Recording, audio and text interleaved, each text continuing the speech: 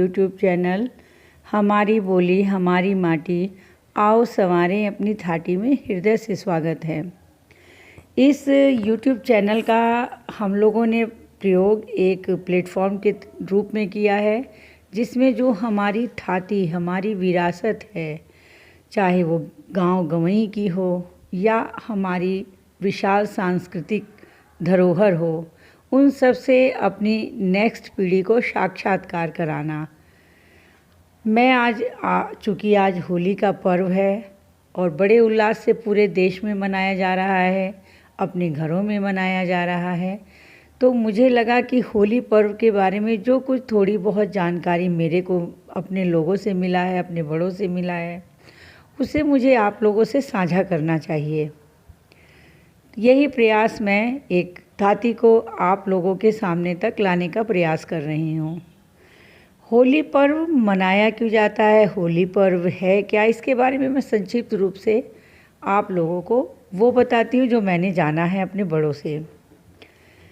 इस पर्व का प्राचीनतम नाम वासंती नवशस्यष्टि है, अर्थात बसंत ऋतु के नए अनाजों से किया हुआ यज्ञ। परंतु होली होलक का अपभ्रंश है, क्योंकि त्रिराग्निम भ्रष्टार्थ पक्वशमी धान्य होलकः अर्ध पक्वशमी धान्यस्तृण भ्रष्टश्च होलकः होलको अल्पानिलो मेदः कफ दोष श्रमापः। ये भाव प्रकाश का एक श्लोक है, जिसका अर्थ है तिनके की अग्नि में भुने हुए अधपके शमोधान्य। शमोधान्य का मतलब होता है वे अन्न जिनके ऊपर जो एक आवरण होता है, फली वाले अन्न, इसको होलक कहते हैं। यह होलक वात पित्त कफ तथा श्रम के दोषों को शमन करता है। होलिका क्या है? किसी भी अनाज के ऊपरी परत को होलिका कहते हैं। जैसे चने का पट होता है, यानी कि उसकी ऊपर वाली परत जिसके बीच में चना रहता है। मटर का पट, जिसमें मटर सुरक्षित रहता है, जिसे मटर का छिलका भी हम लोग कह सकते हैं। गेहूँ, जौ का गिद्दी, इन सब के ऊपर वाली एक परत होती है जिसको होलक कहते हैं। इसी प्रकार चना, मटर, गेहूँ, जौ की गिद्दी को प्रहलाद कहते हैं। पट के अंदर वाला हिस्सा। होलिका को माता इसलिए कहते हैं कि वह चनादि का निर्माण करती है। माता निर्माता भवती। इसी तर्ज पर जो चने का ऊपर वाला हिस्सा है उसको होलिका यानी कि वो माता माना गया है। क्यों माना गया है? यदि यह परत पर होलिका न हो, यानी कि जैसे चना, मटर, ये इस तरह के फल जिन पर एक परत होती है, अगर ऊपर वाली परत यानी कि छिलका, जिसे हम होलिका मानते हैं, होलिका कहते हैं, ये न हो, तो जो उसके अंदर का दाना, मटर, चना इत्यादि रूपी प्रहलाद का जन्म नहीं हो सकता। इस बात पर आप गौर करिएगा। प्रहलाद किसे कहा गया है? इन परत के अंदर वाले हिस्से को, यानी कि मटर है तो मटर का ऊपरी छिलका होलिका और उसके अंदर का दाना मटर जो है वो प्रहलाद माना गया है। और इसकी सुरक्षा कौन करता है? मटर का छिलका करता है, जिसको हम होलिका यानी कि माता मानते हैं। यदि होलिका ना हो, यानी कि मटर का ऊपरी परत ना हो, तो मटर का अस्तित्व नामुमकिन है। जब चना, मटर, गेहूँ व जौ भूनते हैं तो वह पट, जो छिलका है जिसे होलिका माना गया है, तो वह पट पर या गेहूँ, जौ की ऊपरी खोल पहले जलता है। यानी कि जब हम इस तरह के अनाज को अधपका जलाते हैं अग्नि में, जिसको हम पुअरा होता है, पुआल होता है, पत्तों की आग पर होता है, खासकर जब रात में रखवाली करते हैं या बच्चे होते हैं वो तोड़ के इनको जलाते हैं। गांव के लोग इस चीज़ को अच्छी तरह से जानते हैं, पर शहर के बच्चे इससे थोड़ा अनभिज्ञ होंगे। तो जब गेहूं या जौ की ऊपरी खोल पहले जलता है, इस प्रकार प्रहलाद बच जाता है, यानी कि उसके भीतर का बीज। चने का चना, मटर का मटर के छिलके में मटर बच जाता है। गेहूँ और जौ जलाया जाता है तो उसके अंदर का ये अनाज बच जाता है, तो इसको प्रहलाद कहते हैं। उस समय प्रसन्नता से जय घोष करते हैं कि होलिका माता की जय। अर्थात होलिका रूपी पट पर यानी कि पर्त ने अपने को देकर, अपनी जान को देकर प्रहलाद यानी चना मटर के दाने को बचा लिया, पुत्र को बचा लिया। अधजले अन्न को होलक कहते हैं। अधजले अन्न को होलक कहते हैं। इसी कारण इस पर्व का नाम होलिको उत्सव है। और बसंत ऋतुओं में नए अन्न से यज्ञ यानी कि यष्ट करते हैं, इसलिए इस पर्व का नाम वासंती नवशष्यष्टि है। जैसे बासंतो बासंतो बसंत ऋतु, नव नव माने नए, यष्टि माने यज्ञ, इसीलिए वासंती नवशष्यष्टि। इसका दूसरा नाम नव संवत्सर है।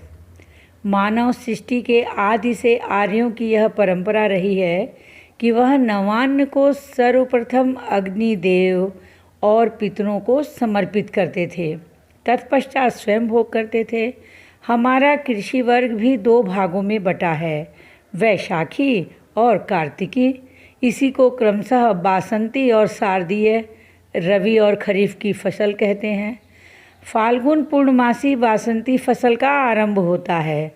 अब तक चना, मटर, अरहर और जौ आदि अनेक नवान्न पक चुके होते हैं। अतः परंपरा अनुसार पितरों को, देवों को इन्हें समर्पित किया जाता है।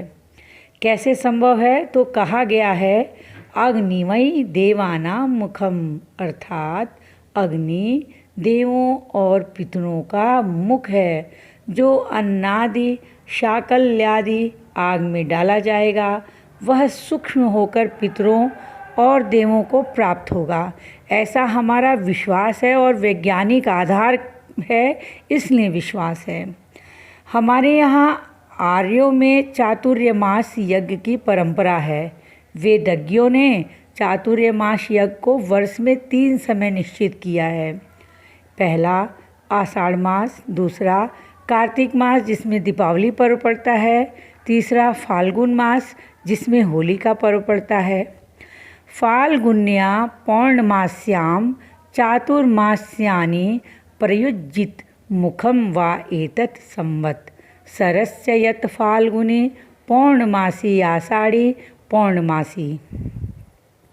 अर्थात फाल्गुनी पौर्णमासी, आषाढ़ी पौर्णमासी और कार्तिकी पौर्णमासी को जो यज्ञ किए जाते हैं वे चातुर्मास कहे जाते हैं। आग्रहण या नवसंयष्टि। मित्रों, हम प्रतिवर्ष होली को जलाते हैं, उसमें आखत डालते हैं। जो आखत है वे अक्षत का अपभ्रंश रूप है। अक्षत चावलों को कहते हैं और अवधी भाषा में आखत को आहुति कहते हैं। कुछ भी हो, चाहे आहुति हो चाहे चावल हो, यह सब यज्ञ की प्रक्रिया है। आप जो परिक्रमा देते हैं वह भी यज्ञ की प्रक्रिया है, क्योंकि आहुति या परिक्रमा सब यज्ञ की प्रक्रिया है, सब यज्ञ में ही होती है। आपकी इस प्रक्रिया से सिद्ध हुआ कि यहाँ पर प्रतिवर्ष हर एक साल सामूहिक यज्ञ की परंपरा रही होगी। इस प्रकार चारों वर्ण परस्पर मिलकर इस होली रूपी विशाल यज्ञ को संपन्न करते थे। हम जो गुलरियाँ बनाकर अपने अपने घरों में होली से अग्नि लेकर उन्हें जलाते हैं, ये प्रक्रिया छोटे छोटे हवनों की ही है। सामूहिक बड़े यज्ञ से अग्नि ले जाकर अपने अपने घरों में हवन करते हैं। बाहरी वायु शुद्धि के लिए विशाल सामूहिक यज्ञ होते हैं और घर की वायु शुद्धि के लिए छोटे छोटे हवन करते हैं। इसका दूसरा कारण यह भी हो सकता है और यही है भी। मित्रों, इन दिनों ऋतु संधिषु रोगा जायन्ते, यानी कि ऋतु इस महीने में ये 2 ऋतुओं का संधि काल है। ठंड जा रही है, ग्रीष्म ऋतु का आगमन हो रहा है, यानी कि गर्मी आ रही है। तो 2 ऋतुओं का संधि काल है ये। तो ऋतु संधिषु रोगा जायन्ते, जब कोई भी संधि काल होता है उस समय रोग बहुत ज़्यादा उत्पन्न होते हैं। आप लोग देख भी रहे होंगे, सर्दी, खांसी, कफ जनित रोग, नाना प्रकार के रोग, बुखार, ये सब आपको घर घर में दिखेंगे। वात रोग, ये सब दिखेंगे। तो ऋतुओं के मिलने पर रोग उत्पन्न होते हैं। उनके निवारण के लिए यज्ञ किए जाते थे। ये पुरानी परंपरा रही है। यह होली, शिशिर और बसंत ऋतु का योग है। रोग निवारण के लिए यज्ञ ही सर्वोत्तम साधन है। अब होली प्राचीनतम वैदिक परंपरा के आधार पर आप लोग समझ गए होंगे कि होली नवान्न वर्ष का प्रतीक है। नए अन्नों से होम किया जाता है, पितरों देवों को दिया जाता है। और आपने देखा होगा होरहा लगाया जाता है, यानी कि गेहूँ, जौ, चना, मटर, ये सब बच्चे भून के खाते हैं, बड़े भून के खाते हैं अग्नि में। ये सब आप लोगों ने, जो गांव के हैं विशेष रूप से, वो सभी लोग जानते हैं। ऋतुराज बसंत और प्रकृति के नव श्रृंगारोपरांत आनंदोत्सव के पर्व रंगोत्सव होली की आप सभी लोगों को मंगल कामनाएं हैं। श्रीमन नारायण आप सभी के जीवन में प्रकृति के हर सुखद रंगों का समावेश करें, ऐसी हमारी ईश्वर से कामना है। मित्रों, आज इस छोटी सी जानकारी के साथ आप लोग अपनी महान विरासतों को समझेंगे। इस थाती को संयोजन करने का प्रयास करेंगे। हम चाहेंगे कि इन रंगों को, इन त्योहारों को, इन परंपराओं को अपनी पीढ़ी से दूसरी पीढ़ी को उपहार स्वरूप दें, उसके हर विधा से उनका परिचय कराएं। वो हमारे लिए क्यों ज़रूरी है, हम ये भी उनको समझाएं।